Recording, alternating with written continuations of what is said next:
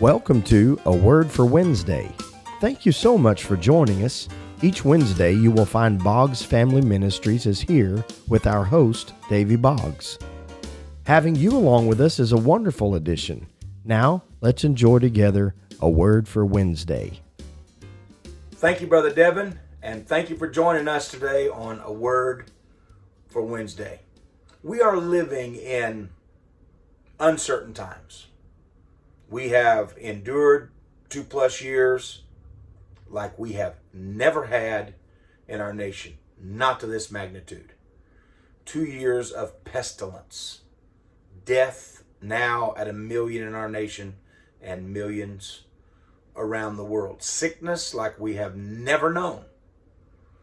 Everybody's got an opinion about it.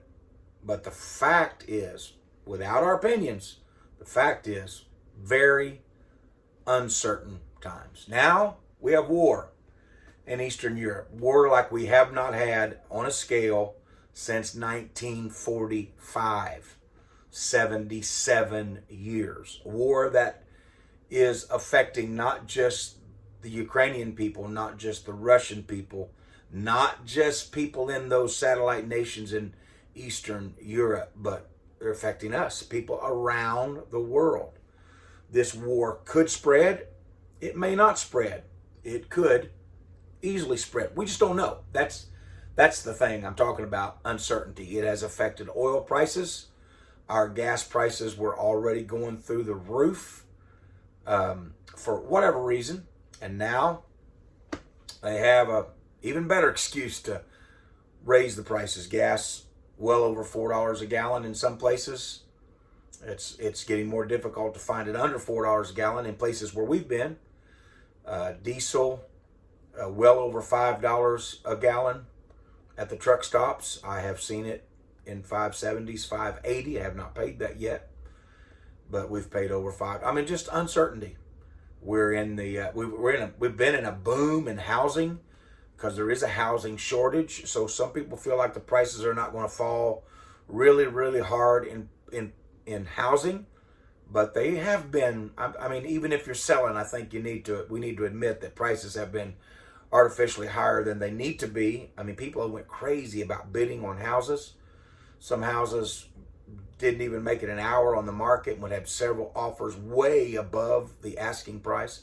That's cooled down in most markets, certainly in everywhere we've been. I'm seeing houses for sale when we go through areas 2 and 3 and 4 weeks later. Right here in our area, same is true. Main thing, uncertainty. What's happening next? I made a statement when I was pastoring, and we have now been gone from our last pastorate. January will be 20 years. I made this statement while I was pastoring. I made it to those precious people several times. We do not really understand how good we have it. And I wondered this aloud to those precious people. I wonder how many of us would serve God 100% if economic catastrophe came and we didn't have our car and we couldn't keep our home and we didn't have a job. I wonder if we would serve God wholeheartedly like we do now. Now, millions of people do. They serve God without anything.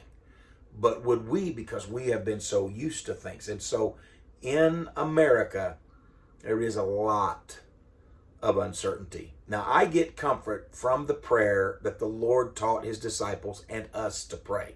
We call it the Lord's Prayer because he taught it. Really, it's the disciples' prayer, the followers' prayer, the believers' prayer.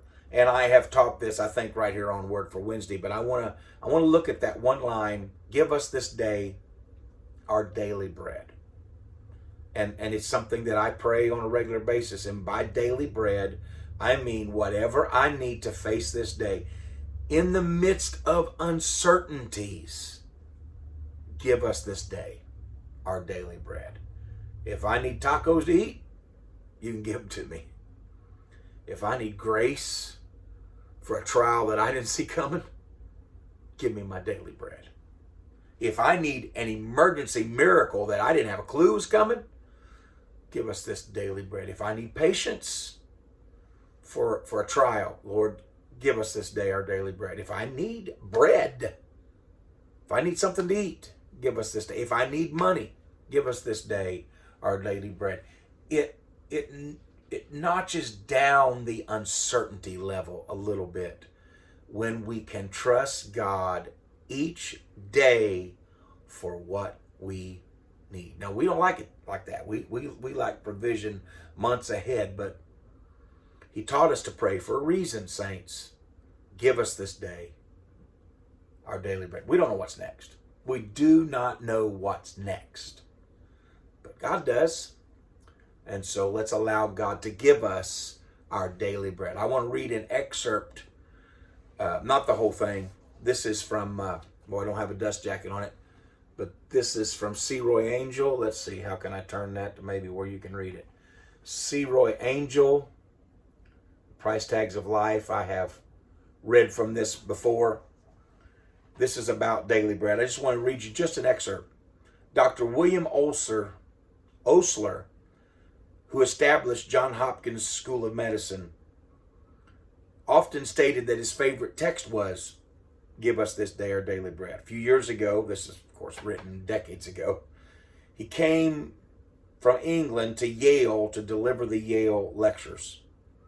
His first address began like this: young gentlemen, the president of your great university has requested me to tell you the secret of my success, as he calls it, in medicine. I'm a bit embarrassed, but I saw a good illustration of this so-called secret as I came across the Atlantic Ocean on a big ocean liner. Now, I'll skip some of this to save some time, but he talks about being called up into the captain's, up to the brig, and he spent some time there with the captain. The captain said, this is a very modern ship. He said, look at this panel. I can push this button. It closes the first several floors down in the water. In case we hit something, I can push this button. It closes off the bow. I can hit this button. It closes off the stern. It closes those so we can keep floating as best we could. He said it's a modern miracle. That doctor told that to those students, and then he said to them, gentlemen, the body you have is much more complicated, delicately balanced, and more powerfully built than that ship. And you ought to be able, as you grow older, to touch a button and shut off the yesterdays with all their worries and cares. You ought to be able to touch another button and seal off the tomorrows with all their apprehension and tears. Now that caught me. How do you do that?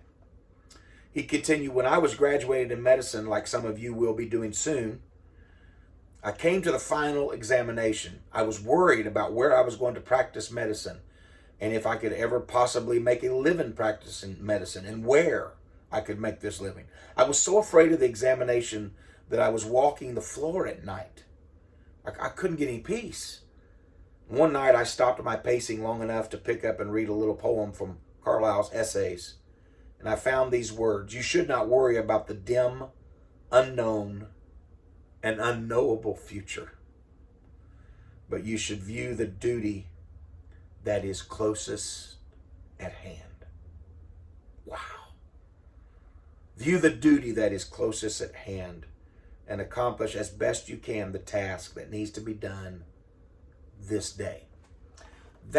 Now, I told you that comment that I made over 20 years ago, Pastor, and I've made comments similar to that, and I have said in my preaching all over the country, this good economy, and it may not last. You need to get ready for this emotionally, spiritually, but I don't focus a lot on that. I don't preach a lot on that because, I didn't know this. I didn't know what he said, but I know in my spirit what I need to focus people's attention on is today.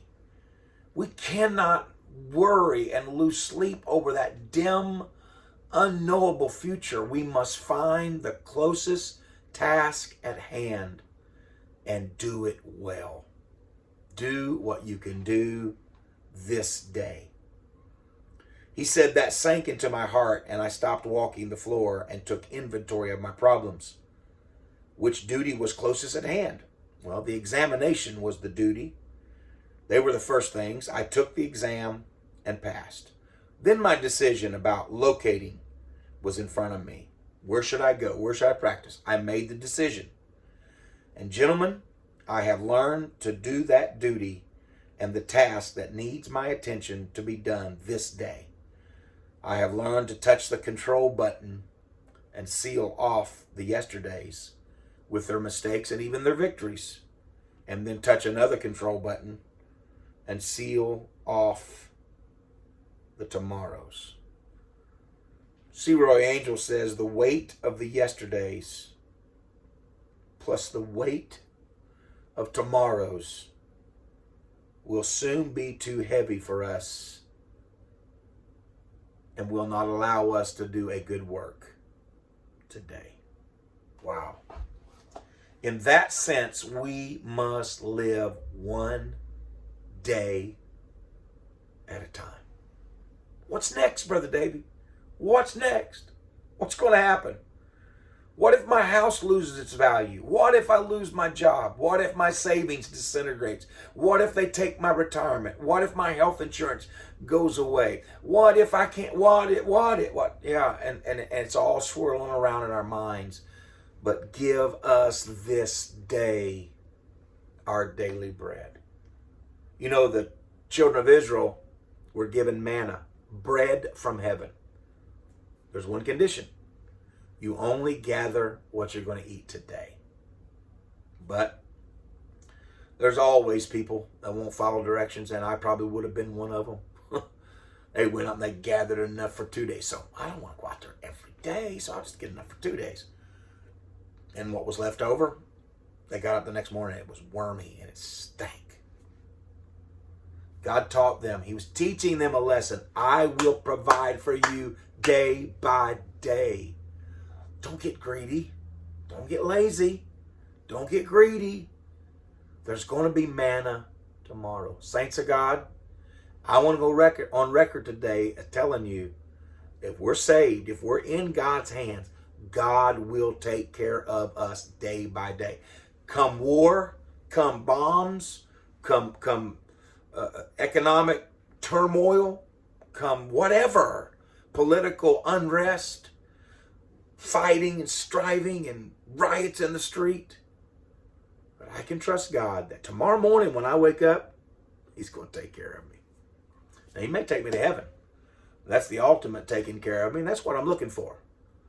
But He's going to take care of us one day at a time. What's next? Give us this day our daily bread. And that's our word for Wednesday. Let me know what you think about it. Leave us a comment. And see you next week. God bless you. That is our word for Wednesday. We are so glad that you've spent a few minutes with us today. If you've been touched by today's episode, please share it with your friends and family. We welcome your questions or comments below or by email. You can find the email address in the description, along with a link to Mile Markers, the website for Boggs Family Ministries. Also, please give this video a thumbs up and subscribe to our channel. Thank you again, and we hope to see you next Wednesday.